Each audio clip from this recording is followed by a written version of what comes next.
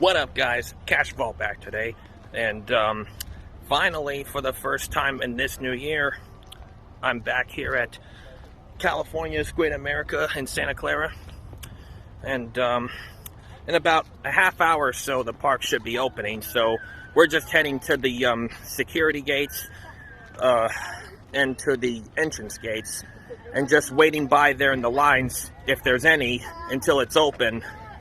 There's a couple people around me, but so far it looks very quiet. I think we're one of the first to come up here. And it's a Saturday. I'm pretty surprised. Though it may pack up later in the day. Who knows? See y'all in the next clip.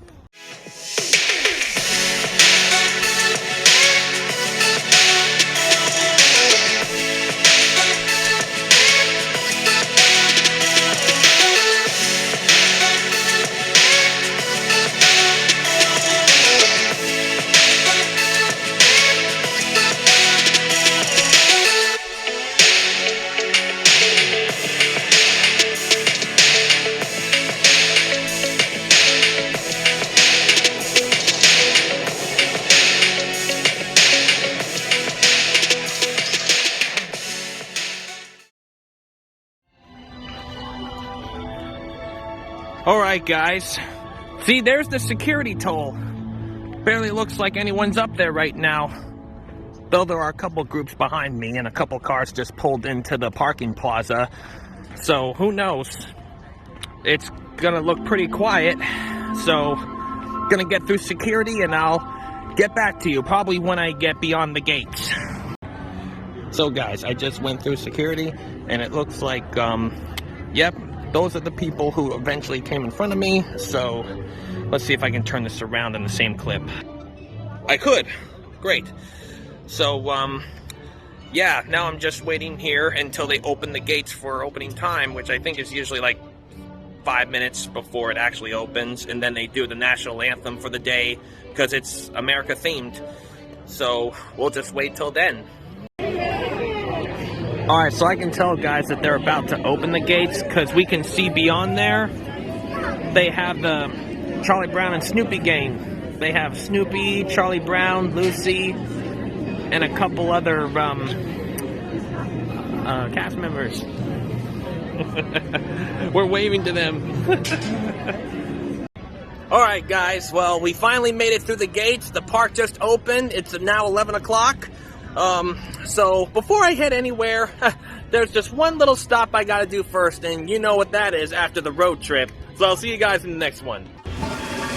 Alright, guys, well, now that that's done, I'm gonna head over to, of course, one of my most favorite rides of all time here, the Gold Striker roller coaster. So, see you all there. There's the carousel at the main entrance, and right here used to be a little nice water area, and those made water sprouts, you know, that go up. I don't know why it's turned off today, or why the water's drained. I think, they may be fixing the, sprouters. But anyways, beyond the carousel, hey, there's the high swings way over there, and the little stage right there that they usually put up if there was any performances, usually during the holiday times. There's the Gold Striker, and it looks like they're still closed because they're probably still testing it. Well, anyways, let's just move on then. We'll head further down that way. So just past Hometown Square, which is right there, we have the arcade place over there for arcade players, and the little town center right there, where the clock is. That's usually where you can get more information or sign up for first timers of like season passes for all the year and package add-ons. So here is the Patriot coaster. I'm heading on that first for the day. Well, I just came out of Patriot. That was really fun. It was a little bit, well, I wouldn't say scary. I'm not talking about the ride experience itself, because I've been on it before, not for a long time, but I still remember it's thrilling fun. But what was scary about it is that when I was waiting in line to get on the next, coaster train before departing, like, something they found was not really working about it leaving the dock. So I was like, uh-oh, is it gonna break down? Do we have to evacuate? Or do we have to leave so they can do further testing or checking? And I'm like, thank God, no. They just called the supervisor and they walked them through the steps I saw through the booth, and then they reset it again, and then did it again, and then it finally went off. So, thank the Lord we didn't have to leave it. So now I'm pressing on through Railblazer and Demon. I don't think I'm gonna do Railblazer though, because that's still even too thrilling for me.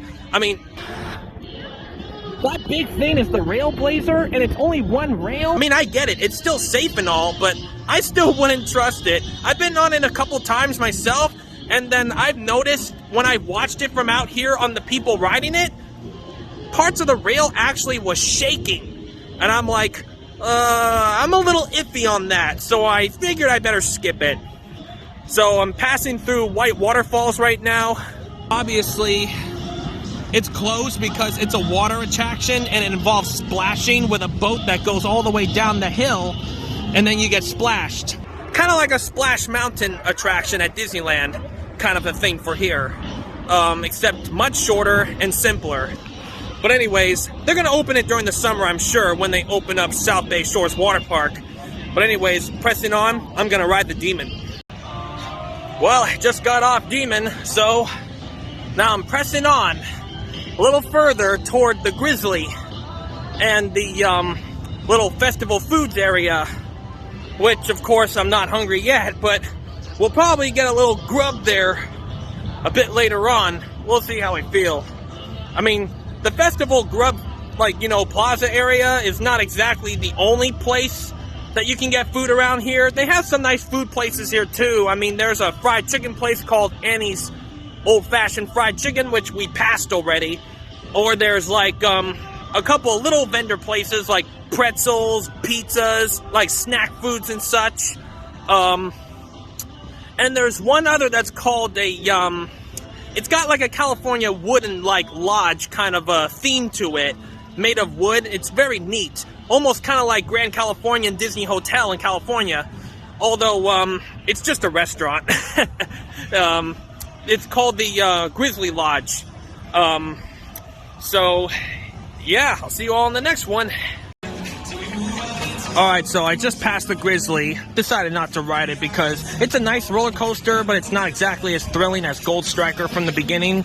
That's the one I'm probably going to hit last because they just opened it, I saw, a couple minutes ago. And apparently there was already a long line for it. It's one of the most popular rides here that's most of the time packed.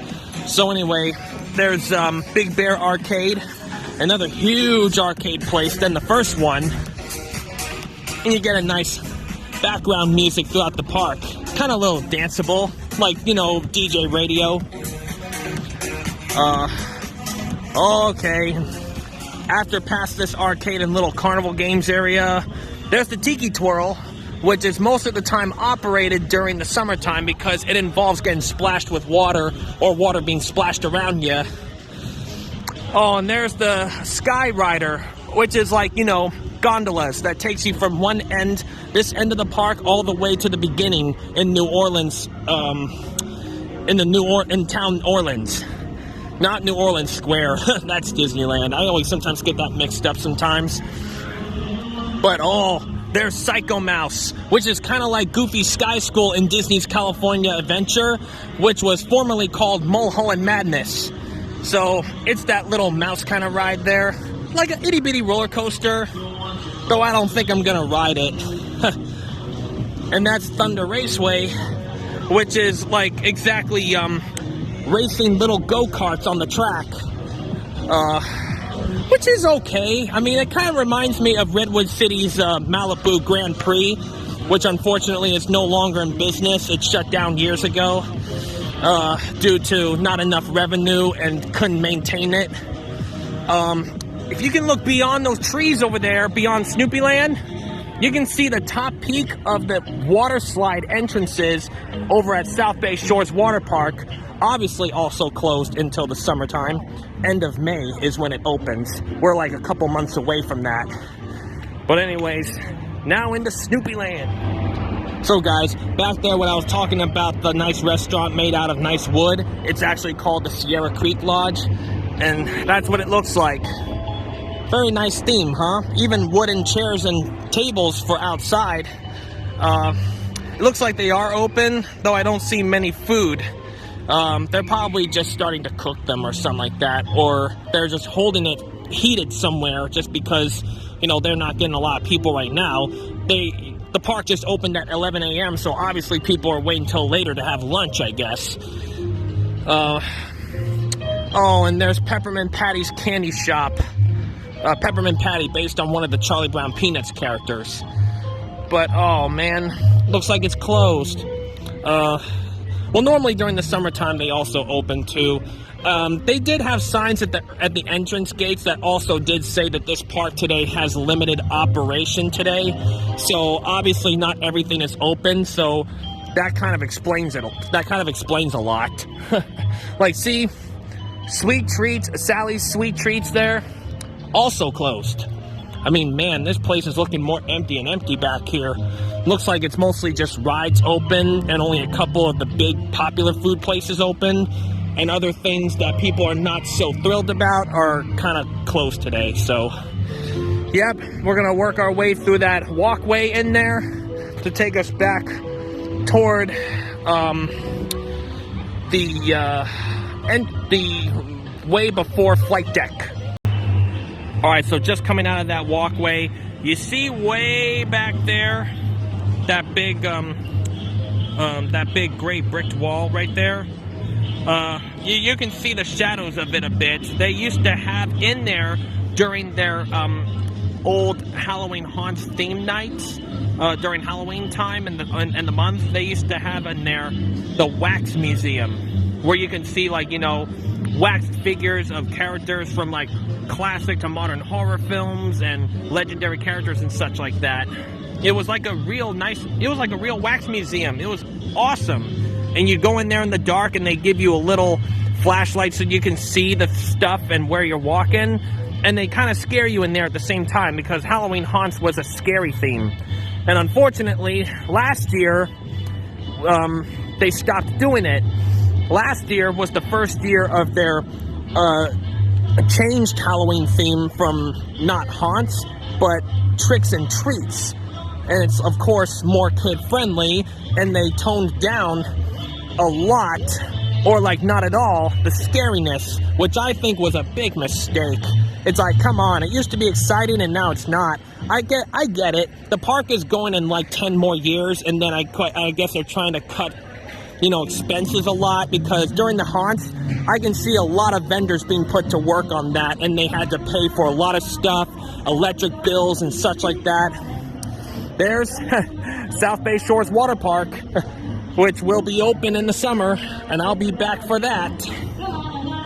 On the left here is almost kind of like a Star Tours ride simulator that they have at Disneyland, California, and at Walt Disney World's Hollywood Studios.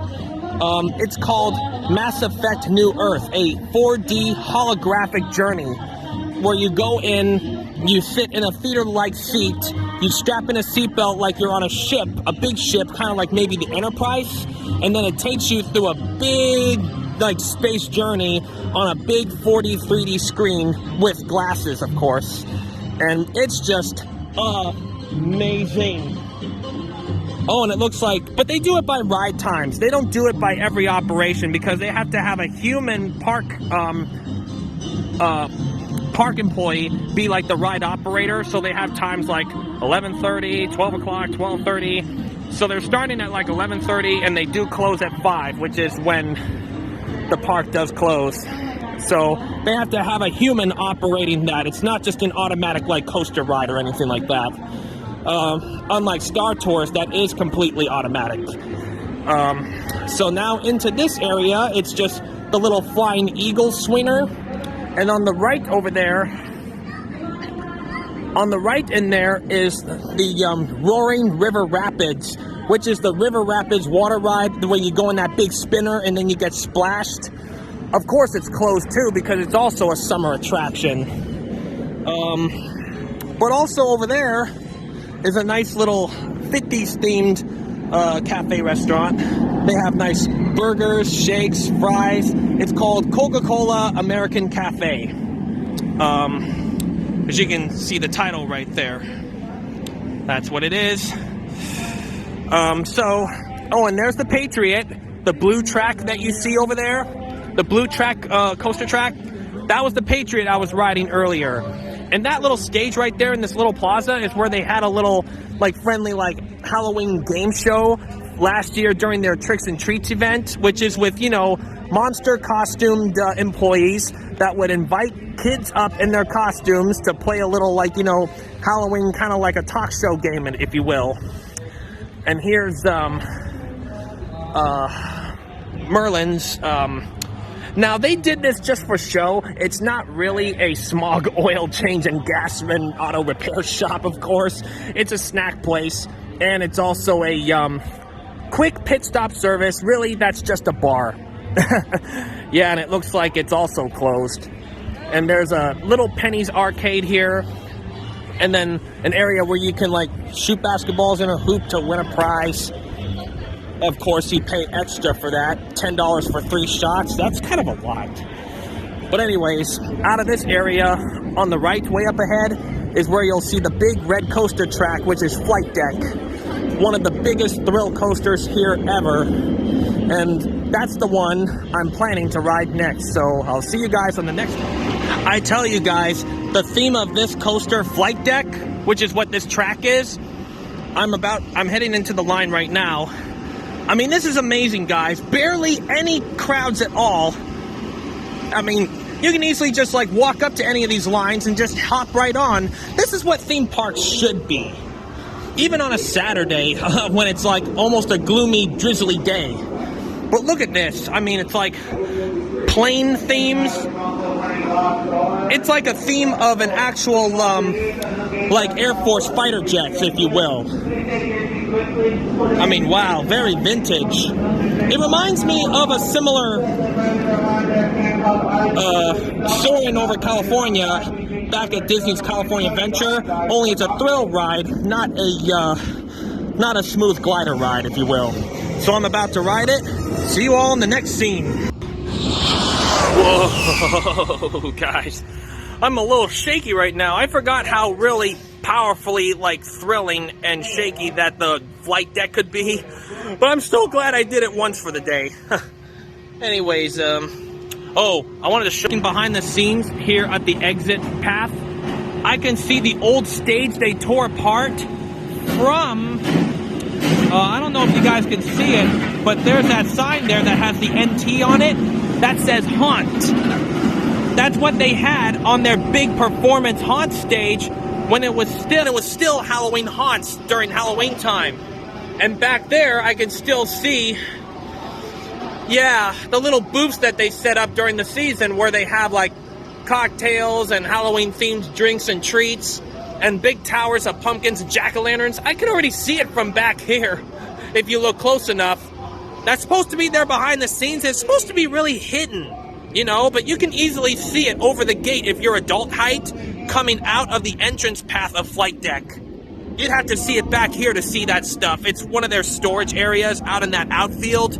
But I think they're going to demolish that Haunt stuff because... Damn loud coaster! I think they're going to demolish that stuff because, you know, since Haunts is over, you know, might as well not keep it. So, yeah, they're probably going to destroy it out there in that lot, which is very sad. I hate how Haunts went, and, you know, Tricks and Treats was not the same last year. I mean, not like Haunts. I really miss it. But anyways, yep, so coming out of Flight Deck, you can see in there is like the Theater Royale. What they used to have in there was actually like a little theater, I believe, where I think it was like part show and part attraction. Like you're moving with it, kind of a thing. They have something similar at Universal Studios Hollywood, I know. It was the Shrek 4D show, how you went in there and the seats moved and even sprayed mists of water at you to go along with the scenes of the show you're watching. And that Pavilion Plaza is the entrance gate where a lot of the vendors and performers come in behind the scenes to perform here at the park. And there's the skydivers end on this end of the park, where as you just walk through that street through the Orleans town, you go back to the carousel entrance. So there's the Delta Flyer. It looks like it's closed. Maybe for like maintenance or seasonal things, or because of the limited operation today here. And in there, oh, it looks like it's going. There are people in there. Those are bumper cars. It's called the Rue de Lodge bumper cars. So that's pretty cool. Oh, and there's a gift shop that looks like it's open, so that's nice. You can at least buy some merchandise in there. It's mostly Snoopy themed because it's called Snoopy Rocks. It's the Snoopy Rocks shop.